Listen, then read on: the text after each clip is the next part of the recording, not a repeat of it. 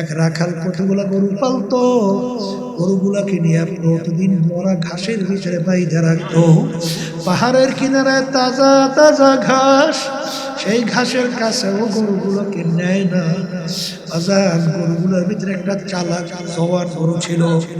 ওই গরু অন্যান্য গরুকে ডাক দিয়া বলে, গরুরা, রাখাল আমাদেরকে বোকা পাইয়া প্রতিদিন আমাদেরকে মরা ঘাস খাওয়ায়, পাহাড়ের কিনারায় তাজা ঘাস কাছেও নেয় না। আজকে যখন রাখাল রশি নিয়া আমাদের গলা চাইরা লাগাতে যাবে, আমরা কেউ রাখালের রশি গলায় লাগাবো না, আমরা পাহাড়ের কিনারায় তাজা ঘাস খাইতে যাব।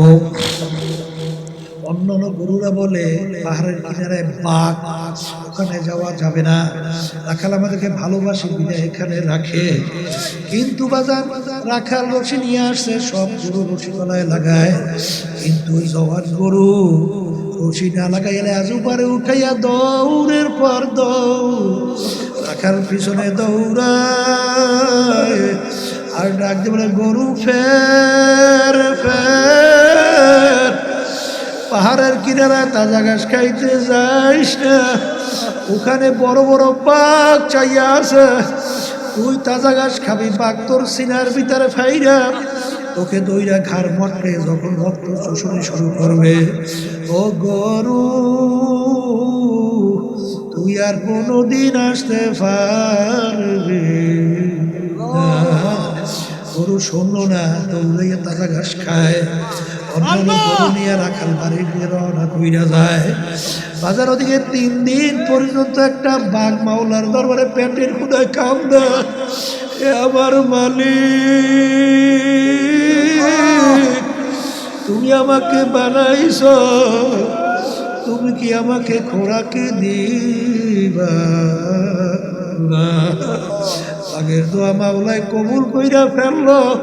পিছনের দিকে ফিরে দেখে একটা তাজা গরু ঘাস খায়, মালিকের দরবারে শুকরিয়া আদায় করে খপ কইরা ধরলো, ধইরা সিনা ফাইরা যখন রক্ত শোষণী দেওয়া শুরু করলো, এখন গরু আফসোস করে, আফসোস কেন তাজা ঘাস খাইতে আসলাম, কেন রাখালের রশি গলায় কেন লাগাইলাম না, কত আফসোস করে, আগে তো আর গরু ছাড়ে না। এ কবরের যাত্রীরা, আমরা ওলামায়ে কেরাম হক্কানি কোরআন এবং হাদিসের রশি নিয়ে রাখাল হিসেবে তোমাদের কাছে আসছি। এ আল্লাহর বান্দারা, পর্দার আড়ালের মা বোনেরা, এখনো তোমাদের কপাল ভালো, এখনো কোরআন এবং হাদিসের রশি গলায় লাগাও। বাজান ওই গান বাজনা বেহায়াপনা অশ্লীলতা কোরআন এবং হাদিসের বাহিরে বাজান জীবন চালাইও না, ওই মজার ঘাস খাইতে যাইও না। ওদিকে আমার মাওলার দরবারে একটা বাঘ কান্দে, ওই বাঘের নাম হলো জাহান্নাম। ওই বাঘ কান্দার বলে, আমার মালিক, তুমি আমাকে বানাইছ, তুমি কি আমাকে খোরাকি দিবা?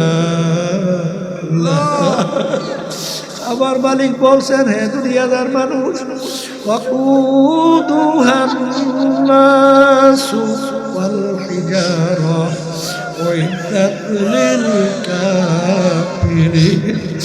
এ দুনিয়ার আগুন যত তেজের হোক না কেন, ওই আগুন জ্বালাবার জন্য প্রথম নরম নরম জিনিস লাগে। আরে বাজার, জাহান্নামের আগুন এত তেজের আগুন হবে, আল্লাহ রাব্বুল আলামিন বলে, জাহান্নামের আগুন আমি জ্বালাবই মানুষ এবং পাথর দ্বারা। আল্লাহ, এ কোরআন কারীম বিশ্বাস করো না? যদি করো, আয়াত কিন্তু সত্য। আসলে তোমার আমার চিন্তাও নাই, চেষ্টাও নাই, চোখেও পানি নাই। বাজার মুসা আলাইহিস সালাম রওনা করছে, পথের পাশে থেকে একটা পাথর কান্দে। মুসা আলাইহিস সালাম ডাক দিলে, পাথর তুমি কেন কান্দো? পাথর ডাক দিয়ে বলে, হে জামানার নবী মুসা কোথায় রওনা করছে? মাওলার সাথে দেখা করার জন্য। পাথর ডাক দিয়ে বলে, আমার নবী, আমার কথা আমার মাওলার কাছে একটু বইলে যে মালিক তোমার ভয়, তোমার জাহান্নামের ভয়, একটা পাথর কাঁদতে কাঁদতে নহর জারি করছে। ওই পাথর তোমার জাহান্নামের আগুন থেকে মাপ চায়। আল্লাহ রাব্বুল আলামিনের কাছে যখন নবী বলেন, মালিক পাথর তোমার ভয় কাঁদতে কাঁদতে নহর জারি করছে, জাহান্নামের আগুন থেকে মাপ চায়। আল্লাহ রাব্বুল আলামিন বলল, হে জামানার নবী মূসা, ওই পাথরকে বইল, ওকে আমি জাহান্নামের আগুনে জ্বালাবো না। মুসা আলাইহিস সালাম আসলেন, আইসা বলে, পাথর তোর কপাল ভালো, আমার মালিক তোর কান্না কবুল করছে, তোকে আমার মালিক জাহান্নামের আগুনে জ্বালাবে না। পাথরের কান্না বন্ধ হয়ে গেল। কিছুদিন পরে ওই পথ থেকে নবী আবার যখন রওনা করলো, দেখে দ্বিতীয়বার আবার পাথর কান্দে। আল্লাহ নবী ধমক দিয়ে বলে, পাথর তুই আবার কেন কান্দ? তুই কি আমার কথা বিশ্বাস করো না? পাথর ডাক দিয়ে বলে, হে নবী, আপনার কথা বিশ্বাস করছি, কিন্তু আমি চিন্তা ভাবনা কইরা দেখলাম, আমি পাথর যদি না কাঁদতাম আপনার নজরেও পড়তাম না, পড়তেন না, আমি পড়তাম না, আমার কথা মালিকের কাছে বলতেও পারতেন না। আর আমি পাথর বুঝি জাহান্নামের আগুন থেকে মাপ পাইতাম না। যেই কান্নার উসিলায় আমি পাথর জাহান্নাম এর আগুন থেকে মাপ পাইলাম, আমি পাথর সিদ্ধান্ত করছি কিয়ামত পর্যন্ত ওই কান্না আমি কোনোদিন ছাড়ব না। এ কবরের যাত্রীরা, একটা পাথর যদি মাওলার ভয়, মাওলার জাহান্নামের ভয় কাঁদতে কাঁদতে যদি নহর জারি করতে পারে, তোমার আমার গুনার কথা মনে কইরা তোমার আমার চোখে কেন পানি আসে না? আল্লাহর বান্দারা, পর্দা আলে মা বোনেরা, আরে মান, আল্লাহু আকবার, আল্লাহু আকবার। আযান। আল্লাহ রাসূল সাল্লাল্লাহু আলাইহি ওয়াসাল্লাম বলেন, এই আল্লাহর বান্দা বান্দি আমার মাওলার ভয়, জাহান্নামের ভয়, দুই চোখের পানি ফেলাইয়া কাঁদবে, ওর জন্য আমি আমার মাওলা জাহান্নামের আগুন হারাম কইরা দেবে।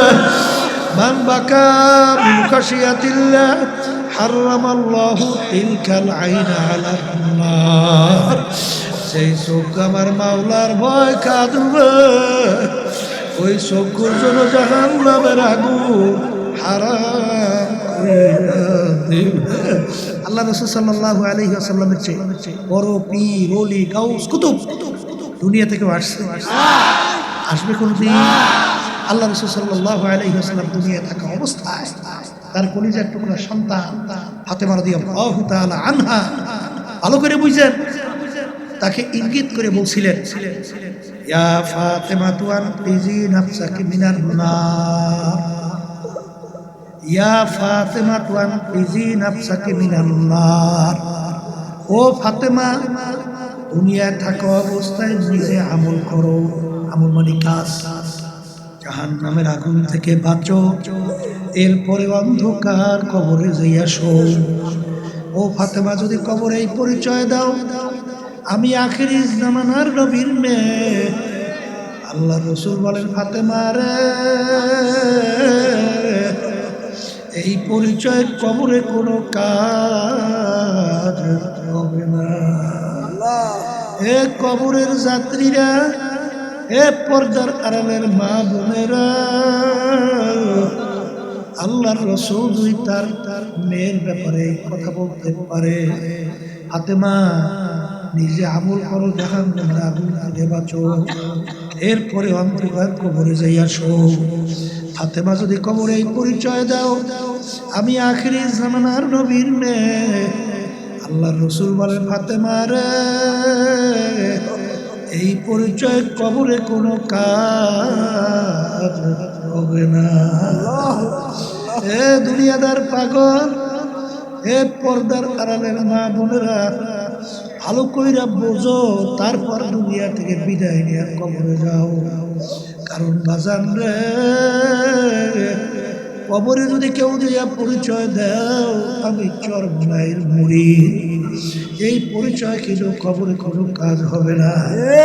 আমি অমুক পীরের মুরিদ, আমি অমুক দলের লোক, আমি অমুক বাবার সাগরী, এই পরিচয় কিন্তু কবরে কোনো কাজ হবে না রে বাজার। কবরে কিন্তু প্রেসিডেন্টের জন্য প্রশ্ন 3টা, রাস্তার ফকির তার জন্য কিন্তু প্রশ্ন 3টা। মান রব্বুকা ওমা দীনুকা ওমান নাবিয়ুকা। এই 3 প্রশ্নের ভিতরে কোথাও কিন্তু নাই তুমি চরমোনাই কিনা, তুমি আটরশি সুরেশ্বর রাজার বাদ, তুমি আওয়ামী লীগ, তুমি বিএনপি, তুমি জাতীয় পার্টি, তুমি চৌধুরী বংশের তালুকদার বংশের, তুমি পীর না মুরিদ না মুফতি না মুহাদ্দিস, এই প্রশ্ন কিন্তু কবরে নাই। আমার বাগানদেরকে বলবো, আচ্ছা এই তামাম দুনিয়ার মোট 4 জন লোক রাজত্ব করছিল, তামাম দুনিয়ার রাজত্ব, এর ভিতরে 2 জন মুসলমান, 2 জন অন্য জাতি। 2 জন মুসলমানের ভিতরে একজন বাদশা সেকান্দার বেসকান্দার বাদশা, তিনি ইন্তেকালের আগে ওসিয়ত করছিল, আমার সাথীরা আমি যেদিন দুনিয়ার থেকে বিদায় হয়ে যাব, আমাকে কাপড় পরাইয়া হাত দুটো একটু বাহিরে রাখিয়া খাটের ভিতরে উঠাইয়া হাত দুইটা বাহিরে রেখিয়া শহর ঘুরাইয়া তার আমাকে দাফন কইরো। তিনি দুনিয়ার থেকে বিদায় নেওয়ার পরে কাপড় পরাইয়া গোসল করাইয়া কাপড় পরাইয়া খাটে উঠাইয়া শহর ঘুরায় হাত দুইটা এরকম কেমন হয় যেন কিছু চায়। যারা বুঝে না তারা ডাক দিয়ে বলে, দেখো বাদশা জীবন আমাদের থেকে খাজনা এবং ট্যাক্স নিছে, এখন মরার পরও কেমন হাত পাইটা মনে হয় যেন খাজনা এবং ট্যাক্স চায়। বিজ্ঞ আলেমরা বলে, অমুকারা তোমরা তো বোঝো নাই, বাদশা সেকান্দার ইন্তেকালের আগে ওসিয়ত করছিল মৌতের পরে হাত বাহিরে রেখে শহর ঘুরাইয়া দাফন করার জন্য। তিনি তামাম দুনিয়ার মানুষকে বুঝাতে চায়, হে তামাম দুনিয়ার মানুষেরা, আমি বাদশা সেকান্দারের মতো এত বড় বাদশা মনে হয় দ্বিতীয়বার কেউ হইতে পারবি না। তামাম দুনিয়ার বাদশাহী করলাম, কিন্তু আমি যখন কবরে রওনা করলাম একেবারে 2টা খালি হাত নিয়ে কবরে রওনা করলাম, আর কিছুই দিতে পারলাম না। ও মুসাফির বন্ধ গাঠুরি,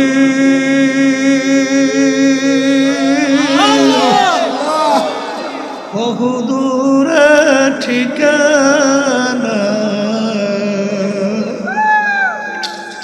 আল বিজানা কাল বিজানা কবর আখের ঠিকানা।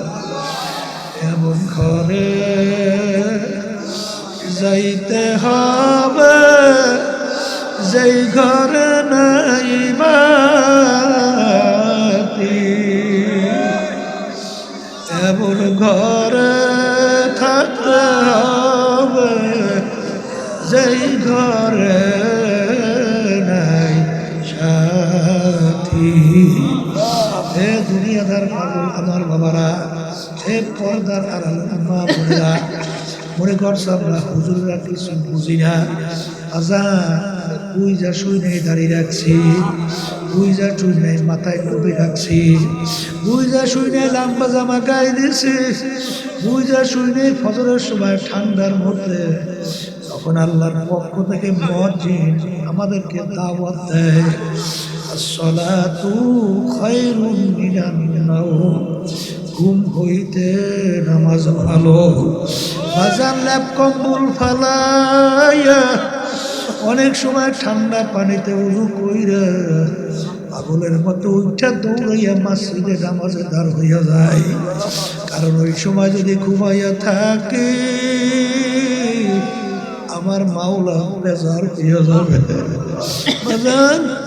গরমের দিনে রোজায় কত কষ্ট, আর যারা ক্ষেত খামারিতে রাস্তাঘাটে কাজ করে তাদের কষ্টের তো কোনো শেষ নাই। মাগরিবের আগে আগে পানির জন্য কলিজা শুকাইয়া মনে হয় যেন এক পুষ্কুনির পানি পান করলো তৃষ্ণা মেটবে না। তারপরেও রোজা কেন ছাড়ি না? আল্লাহ রাব্বুল আলামিন বলছেন আস-সাওমু লি ওয়া আনা আজজি বিহি। রমজানের রোজা আমার জন্য, এর প্রতিদান আমি মাওলা নিজে তোদেরকে দান করব। অন্য রাতের ভিতরে আসছে আস-সাওমু লি ওয়া আনা উজজা বিহি। আমার মালিক বলেন, আমার আল্লাহ বলেন, রোজা আমার জন্য, আর রোজার মাধ্যমে বান্দা বান্দি আমাকেই পাইয়া যাবে।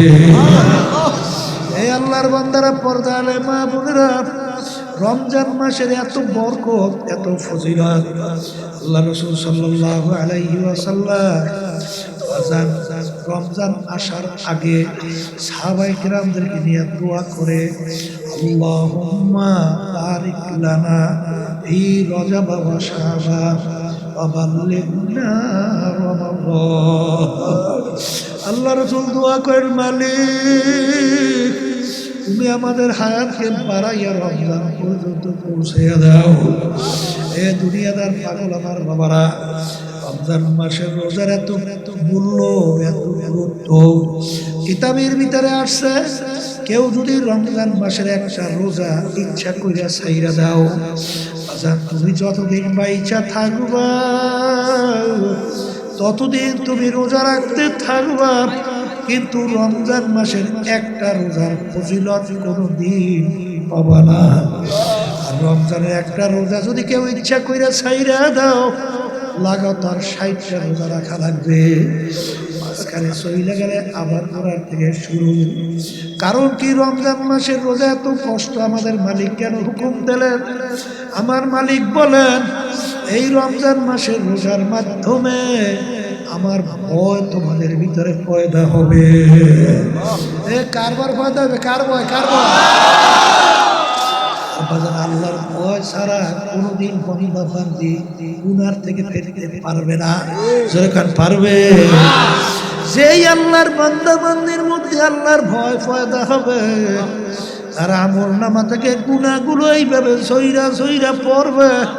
হাদিসের ভিতরে আসছে, একটা গাছের পাতা যখন শুকাইয়া যায়, ওই গাছ দুইটা কেউ যদি ছাকা দেয়, ওই ছাকা দিলে শুকনা পাতাগুলো যেরকম ঝরঝর করে পইরা যায়, তার ভিতরে আল্লাহর ভয় পয়দা হবে। তার আমলনামা থেকে এরকম গুনাহগুলা সব ঝইরা পইরা যাবে। আর আমার ভাইদেরকে বলবো, পর্দা আলে মা বোনদেরকে বলবো, আল্লাহর ভয় ভিতরে পয়দা না হইলে ওই আল্লাহর বান্দা বান্দি কোনো দিন গুনার থেকে ফেরা সম্ভব না। বলা কথা ঠিক না বেটি? আল্লাহর বান্দারা, পর্দা আলে মা বোনেরা, গোপনে তোমার আমার সামনে গুনাহ হাজির হয়ে গেছে, উপস্থিত হয়ে গেছে, কেউ নাই, কেউ দেখেও না তোমাকে গুনার থেকে ফিরাবার জন্যে। আজান, তখন তুমি গুনার থেকে কিভাবে ফিরবে? অনাহান নাফসা আনিল হাওয়া ফাইন্নাল জান্নাতা হিয়াল মাওয়া। তখন ওই বান্দা বান্দি খেয়াল করবে, আমাকে কেউ দেখে না। আনতা আবুদাল্লাহ কান্নাকা তারাহু ফাইন লাম তাকুন তারাহু ফাইন্নাহু ইয়ারাক। এমনভাবে আমার মাওলার ইবাদত করো, বয়াকে মনে হয় যেন আমার মালিককে দেখতেছি। এই অবস্থা যদি কতটুকু খেয়াল করে আমার মালিক আমাকে দেখে। হে আল্লাহর বান্দার বান্দিরা, আল্লাহর ভয় ভিতরে পয়দা না হইলে ওই আল্লাহর বান্দা কোনো গুনার থেকে ফিরতে পারবে? পারবে পারবে পারবে। আল্লাহর ভয় যদি ভিতরে পয়দা হয়, ওই আল্লাহর বান্দা বান্দি জাহান্নামের আগুনে আল্লাহর ফজলে জ্বলবে না। মুসা আলাইহিস সালামের জামানায় আজান মুসা আলাইহিস সালামের জামানায় আল্লাহু আকবার, এক বাড়ির ভিতরে আল্লাহর বান্দি বাচ্চা কাচ্চা, ওই পরিবারটা খুব গরিব ছিল। এমন গরিব, বাচ্চাদেরকে খাবার দিবে, মুখে কোনো খাবার নাই, বাচ্চাগুলো পেটের ক্ষুধায় কান্দে, এমন ভাবে পেটের ক্ষুধায় ছটফট করে, মার সামনে বাচ্চাগুলা পেটের ক্ষুধায় ছটফট করে, এটা কোনো মা সহ্য করতে পারে? পাগলের মতো পাশের বাড়ি বড়লোক, তার কাছে যখন গেল, যাওয়ার পরে ওই আল্লাহর বান্দি বড়লোককে বলে, ভাই আমার বাচ্চাগুলো তো পেটের ক্ষুধায় মারা যাও, করো, তুমি একটু খাদ্য দাও, বাচ্চাগুলো খাইয়া বাঁচবে।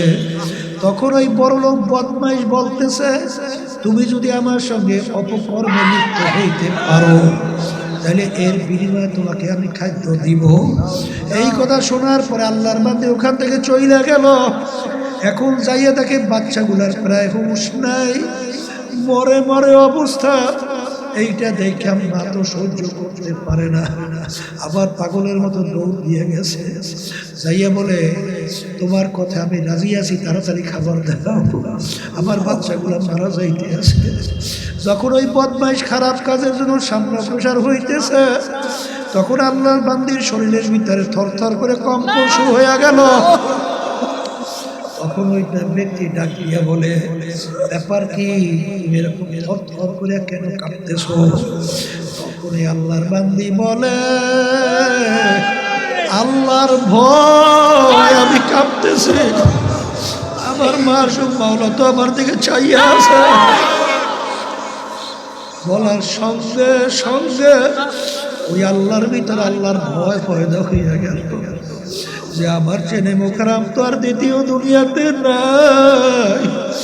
হে আল্লাহ, তুমি তোমার এই বান্দিকে এত গরিব বানাইছো, সন্তানগুলা না খাইয়া মরণ করো, এরপরেও তোমার ভয়তে শরীরের ভিতরে কম্পন শুরু হয়ে গেছে, আর আমাকে তুমি সম্পদ দান করছো, এরপরে আমি এত বড় বদমাইশ, এত বড় দুষ্ট। এই কথা বলে আল্লাহর বান্দা তওবা করিয়া ফিরে আসে। আল্লাহ রাব্বুল আলামিন তার নবী মুসা আলাইহিস সালামের কাছে ওহী নাযিল করে, হে মুসা, যাও তুমি আমার ওই বান্দাকে সুসংবাদ দিয়ে দাও, আমি ওই বান্দার জীবনের সব গুনাহ মাফ করে দিয়েছি, এমনকি আমি গুনাহকে নেকের দ্বারা পরিবর্তন করে দিলাম। মুসা আলাইহিস সালাম আসছে, তো তাকে সুসংবাদ জানাইলো, আর বলে, এমন কি কাজ তুমি করছো যেই কাজের কারণে আমার মালিক খুশি হয়ে আমাকে পাঠাইছে তোমাকে সুসংবাদ। তখন আল্লাহর বান্দা ঘটনা বলার পর, ওয়ানাহান নাফসা আনিল হাওয়া ফা ইন্নাল জান্নাতা হিয়াল মাওয়া।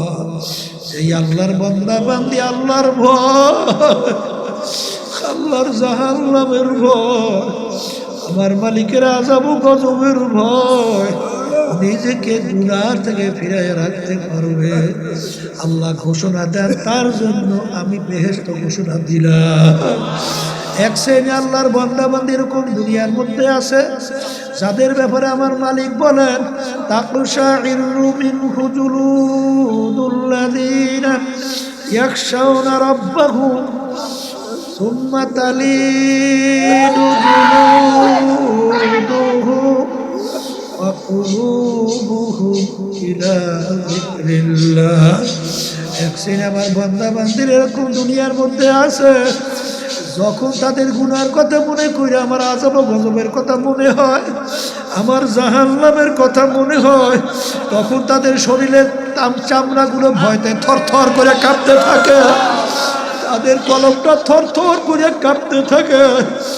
এ দুনিয়াদার পাগল, গুনার পর গুনাহ কইরা যাইতেছি, কই তোমার আমার শরীরের চামড়া তো একদিনও কাঁপলো না, তোমার আমার কলমটা তো একদিনও কম্পন হয় নাই, সেই মামলার তদবির নাই, ওই মামলারও কিন্তু খালাস নাই। এই জন্য আমার বাজানদেরকে বলবো, পর্দা আলে মাহমুদদেরকে বলবো, দুনিয়া সম্পর্কে মাঝে মাঝে মুরাকাবা করো, চিন্তা করো। বাজার কত সম্পদই বা তোমার হয়েছে, কতই বা তুমি ক্ষমতা পাইছো। ফেরাউনের ইতিহাস পড়ে দেখো, সাদ্দাদের ইতিহাস পড়ে দেখো, নমরুদের ইতিহাস পড়ে দেখো। তার ধারে কাছেও তো যাইতে পারো নাই, কিন্তু ওদের পরিণাম আমার মালিক কি করলো। এ দুনিয়াদার পাগল, আমরা ওলামায়ে কেরাম তোমাদের পিছনে এত কেন চিল্লাই বাজার? আরে আল্লামা রুমি রহমাতুল্লাহি আলাইহি একটা ঘটনা লেখছেন। এক রাখাল কতগুলা গরু পালতো, গরুগুলাকে নিয়ে প্রতিদিন মরা ঘাসের ভিতরে বাইধে রাখতো।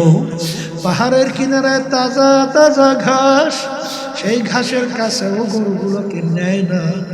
বাজার গরুগুলোর ভিতরে একটা চালাক জওয়ান গরু ছিল। ওই গরু অন্যান্য গরুকে ডাক দিয়া বলে, গরুরা, রাখাল আমাদেরকে বোকা পাইয়া প্রতিদিন আমাদেরকে মরা ঘাস খাওয়ায়, পাহাড়ের কিনারায় তাজা ঘাস কাছেও নেয় না। আজকে যখন রাখাল রশি নিয়া আমাদের গলা চাইরা লাগাতে যাবে, আমরা কেউ রাখালের রশি গলায় লাগাবো না, আমরা পাহাড়ের কিনারে তাজা ঘাস খাইতে যাব। অন্যান্য গরুরা বলে পাহাড়ের কিনারে বাঘ, ওখানে যাওয়া যাবে না, রাখাল আমাদেরকে ভালোবাসে বিদায় এখানে রাখে।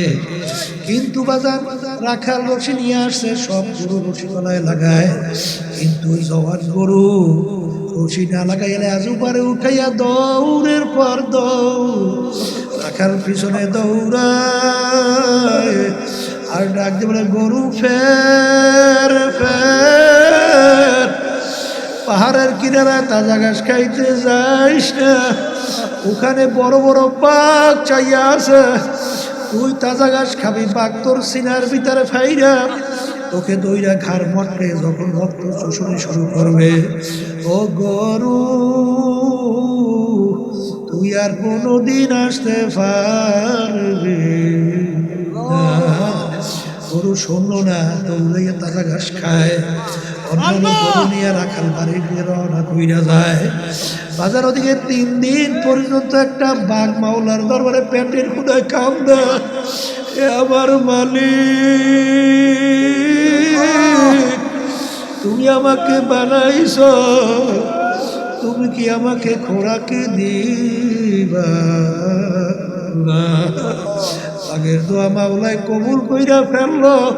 পিছনের দিকে ফিরে দেখে একটা তাজা গরু ঘাস খায়, মালিকের দরবারে শুকরিয়া আদায় করে খপ কইরা ধরলো, ধইরা সিনা খাইরা যখন রক্ত শোষণী দেওয়া শুরু করলো, এখন গরু আফসোস করে, আফসোস কেন তাজা ঘাস খাইতে আসলাম, কেন রাখালের রশি গলায় কেন লাগাইলাম না। কত আফসোস করে, আগে তো আর গরু ছাড়ে না। এ কবরের যাত্রীরা, আমরা ওলামায়ে কেরাম হক্কানি কোরআন এবং হাদিসের রশি নিয়ে রাখাল হিসাবে তোমাদের কাছে আসছি। এ আল্লাহর বান্দারা, পর্দার আড়ালের মা বোনেরা, এখনো তোমাদের কপাল ভালো, এখনো কোরআন এবং হাদিসের রশি গলায় লাগাও।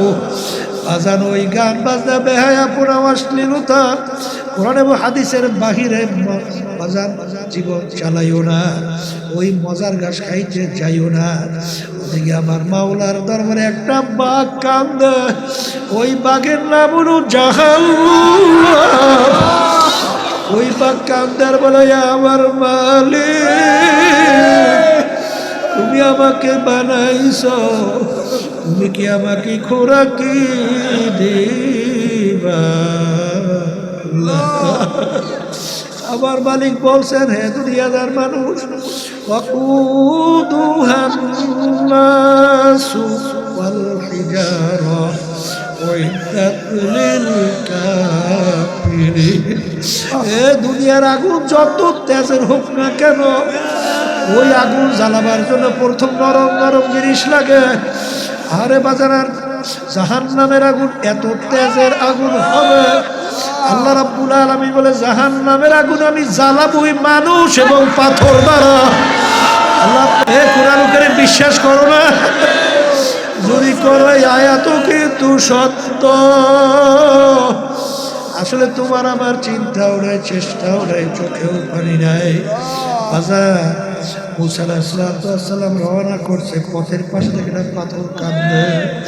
মুসা আলাইহিস সালাম ডাক দিলে, পাথর তুমি কেন কাঁদো? পাথর ডাক দিয়ে বলে, হে জামানা নবী মুসা কোথায় রওনা করছে? আল্লাহর সাথে দেখা করার জন্য। পাথর ডাক দিয়ে বলে, হে আমার নবী, আমার কথা আমার মাওলার কাছে একটু বইলে যে মালিক তোমার ভয়, তোমার জাহান্নামের ভয়। একটা পাথর কাঁদতে কাঁদতে নহর জারি করছে, ওই পাথর তোমার জাহান্নামের আগুন থেকে মাপ চায়। আল্লাহ রাব্বুল আলামিনের কাছে যখন নবী বলেন, মালিক পাথর তোমার ভয় কাঁদতে কাঁদতে নহর জারি করছে, জাহান্নামের আগুন থেকে মাপ চায়। আল্লাহ রাব্বুল আলামিন বলল, হে জামানার নবী মুসা, তুমি পাথরকে বইল, ওকে আমি জাহান্নামের আগুনে জ্বালাবো না। মুসা আলাইহিস সালাম আসলেন, আইসা বলে, পাথর তোর কপাল ভালো, আমার মালিক তোর কান্না কবুল করছে, তোকে আমার মালিক জাহান্নামের আগুনে জ্বালাবে না। পাথরের কান্না বন্ধ হয়ে গেল।